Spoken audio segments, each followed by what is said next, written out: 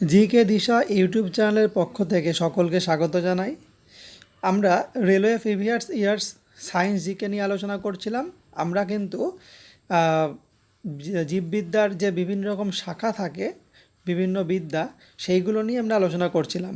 এর আগের ভিডিওতে আমরা 20টা কোশ্চেন আলোচনা করেছি। আজকে আমরা বাকি কোশ্চেনগুলো আলোচনা করব। তাহলে আজকের টপিকটি শেষ হয়ে যাবে। এরপরে আবার সায়েন্সের জিকে থেকে পরের টপিক নিয়ে আলোচনা করব। আমরা টপিক ধরে ধরে প্রতিটা ভিডিও আমরা বানিয়ে আলোচনা করতে থাকবো তোমাদের সামনে। ঠিক আছে, তাহলে আজকে শুরু করা যাক। আগের ভিডিওতে যারা দেখোনি পার্ট 1, তারা পার্ট 1 বা ক্লাস 1 দেখে নিও। 20টা কোশ্চেন আলোচনা করেছি। আজকে 21 নম্বর থেকে আলোচনা হবে। ঠিক আছে, শুরু করি। 21 নম্বর কোশ্চেন হলো, বানর, এপ এবং বন্য প্রাণীদের আচরণ অধ্যয়নকে কি বলা হয়? এটা আরআরবি এনটিপিসি 2016 সালে এসেছিল। এটা অ্যানথ্রোপোলজি, এথনোবোটানি, প্রাইমেটোলজি এবং এপিওলজি। দেখে নিই উত্তরটা কী হবে। উত্তর হবে অপশান সি, প্রাইমেটোলজি। বা ড্যাশ হলো বানর, এপ এবং বন্য প্রাণীদের আচরণ অধ্যয়ন, সেটা হলো প্রাইমেটোলজি। পরেরটা দেখি, অর্থাৎ 22 নম্বর কোশ্চেন ছিল, নিচের কোনটি মাকড়সা সম্পর্কিত বিদ্যা?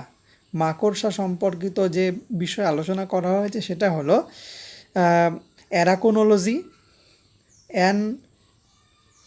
অ্যানথ্রোপোলজি, অ্যাপিওলজি এবং সাইনোলজি।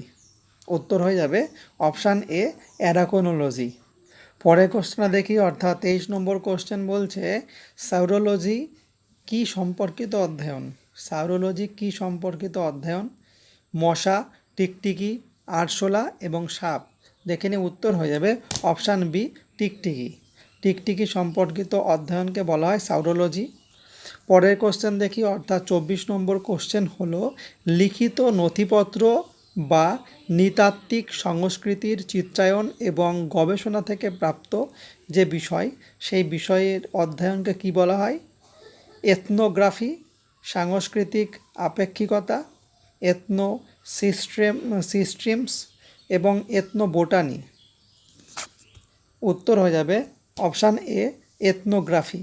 এথনোগ্রাফি হচ্ছে এই বিষয়ের অধ্যয়নকে বলা হয়। 25 নম্বর কোশ্চেন বলছে, পাখি সম্পর্কে অধ্যয়নকে কি বলা হয়? এটা কিন্তু রেলে প্রিভিয়াস কোশ্চেনে এসেছিলো। এছাড়াও কিন্তু বিভিন্ন রকম রাজ্য সরকারের পরীক্ষা কিন্তু এই কোশ্চেনটা কমন থাকে। এটা আরআরবি এনটিপিসি 2016 সালে এসেছিলো। এটা অর্নিথোলজি, বার্ডোলজি, এন্টোমোলজি, হারপেটোলজি। উত্তর হয়ে যাবে অপশান এ, অর্নিথোলজি। পাখি সম্পর্কিত অধ্যয়নকে বলা হয় অর্নিথোলজি। পরের কোশ্চেন, অর্থাৎ 26 নম্বর কোশ্চেন ছিল, সংরক্ষিত জীবাশ্ম বা প্রাচীন সময়ের প্রাণী, উদ্ভিদ এবং অন্যান্য জীবের অবশিষ্টাংশের বৈজ্ঞানিক অধ্যয়নকে কি বলা হয়? এটা হচ্ছে অ্যানথ্রোপোলজি, আর্কিওলজি, প্যালিওন্টোলজি, ফার্মাকোলজি। উত্তর হয়ে যাবে অপশান সি, প্যালিওন্টোলজি। মানে জীবাশ্ম নিয়ে, এটাও কিন্তু অনেক পরীক্ষায় আসে। জীবাশ্ম নিয়ে বা জীবাশ্মবিদ্যা নিয়ে যে আলোচনা হয় সেটাকে কি বলা হয়? জীবাশ্মবিদ্যা। সেটা হচ্ছে প্যালিওন্টোলজি। 27 নম্বর কোশ্চেন দেখি, বোটানি কি বিষয়ের অধ্যয়ন? আরআরবি এনটিপিসি 2016 সালে এসেছিল। বোটানি কি বিষয়ের অধ্যয়ন? মানব শরীরবিদ্যা, উদ্ভিদবিদ্যা, বিশুদ্ধ গণিত এবং মানব মনোবিজ্ঞান। উত্তর হবে অপশান বি, উদ্ভিদ বিজ্ঞান, বোটানি। পরের কোশ্চেন দেখি, 28, অনিরোলজি চিকিৎসা বিজ্ঞানের কোন শাখার সঙ্গে সম্পর্কিত? অস্টিওপোরোসিস, মধুমেহ, ক্যান্সার এবং বৃক্ক বিকলতা। উত্তর হয়ে যাবে অপশান বি, মধুমেহ। পরের কোশ্চেন, অর্থাৎ 29 নম্বর কোশ্চেন বলছে, মাইকোলজি কি বা মাইকোলজি কোন বিষয়ের অধ্যয়ন? ব্যাকটেরিয়া অধ্যয়ন, ছত্রাক, ভাইরাস এবং পরজীবী। উত্তর হয়ে যাবে অপশান সি, ভাইরাস সম্পর্কিত অধ্যয়নকে বলা হয় মাইকোলজি। পরের কোশ্চেন দেখি, অনসাইরোলজি কি বিষয়ে অধ্যয়ন? ঈশ্বর, স্বপ্ন, ঘুম এবং রং। উত্তর হয়ে যাবে অপশান বি, স্বপ্ন সম্পর্কিত অধ্যয়নকে বলা হয়। 31 নম্বর কোশ্চেন বলছে সেরিকালচার কিসের সঙ্গে যুক্ত। এটাও কিন্তু খুব আসে পরীক্ষায়। সেরিকালচার কিসের সাথে সম্পর্কিত? মৌমাছি পালন, গাছের বৃদ্ধি, রেশম শিল্প, মৎস্য চাষ। উত্তর হয়ে যাবে অপশান সি, রেশম শিল্প। রেশম শিল্পের সঙ্গে সম্পর্কিত। পরের কোশ্চেন দেখি, অর্থাৎ 32 নম্বর কোশ্চেন বলছে টক্সিকোলজি কোন বিষয়ের অধ্যয়ন? টক্সিকোলজি কোন বিষয়ের অধ্যয়ন? মানব আচরণ, বিষ, মৃত্তিকা ক্ষয় এবং শিলা। উত্তর হয়ে যাবে অপশান বি, বিষ। টক্সিকোলজি কোন বিষয়ের অধ্যয়ন? বিষ সম্পর্কিত অধ্যয়নকে হলো টক্সিকোলজি। 33 নম্বর বলছে প্যালিওন্টোলজি কোন বিষয়ে অধ্যয়ন? আরআরবি যেই 2019 সালে এসেছিল, প্যালিওন্টোলজি কোন বিষয়ের অধ্যয়ন? ঘাড়, জীবাশ্ম, অনমনীয় কোষ, ডানা। উত্তর হয়ে যাবে অপশান বি, জীবাশ্ম সম্পর্কিত বিদ্যাকে বলে প্যালিওন্টোলজি। জীবাশ্ম সংক্রান্ত বিদ্যাকে বলে প্যালিওন্টোলজি।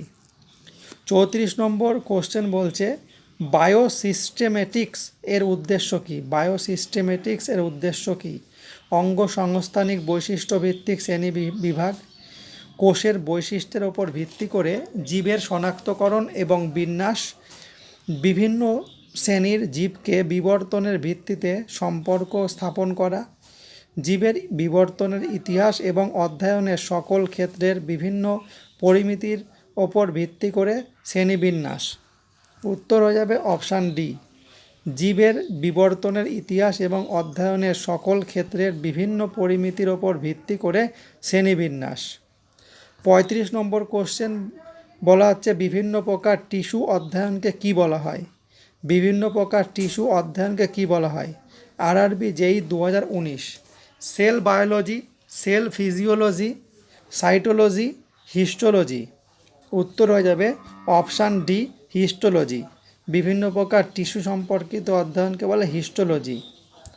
পরের কোশ্চেন দেখি, অর্থাৎ 36 নম্বর কোশ্চেন, আজকের ক্লাসের শেষ কোশ্চেন এটি। এপিডেমিওলজি, এপিডেমিওলজি কি?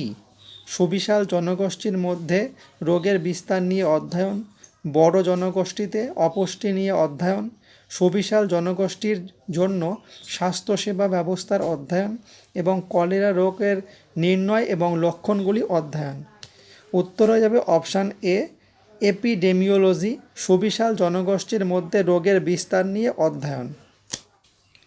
ঠিক আছে, আজকে রেলওয়ে প্রিভিয়াস ইয়ার্সে সায়েন্স জিকে নিয়ে আলোচনা করছিলাম, যে টপিক নিয়ে, যে জীববিদ্যার বিভিন্ন শাখা, সেই টপিকটা আজকে কমপ্লিট হলো। 2000 মানে এর আগে যে টিসিএস প্যাটার্নের যে কোশ্চেনগুলো এসেছিলো, তা এই যত রকমের কোশ্চেন এসেছিলো জীববিদ্যার বিভিন্ন শাখা থেকে, সমস্ত কোশ্চেনই এই ভিডিওতে আমরা আলোচনা করে দিলাম। নেক্সট ভিডিওতে আমরা রেলওয়ে প্রিভিয়াস ইয়ার্সের সায়েন্স জিকে নেক্সট কোনো টপিক নিয়ে আলোচনা করব, যেগুলো বিগত বছর টিসিএসে আমাদের কোশ্চেনগুলো এসছে।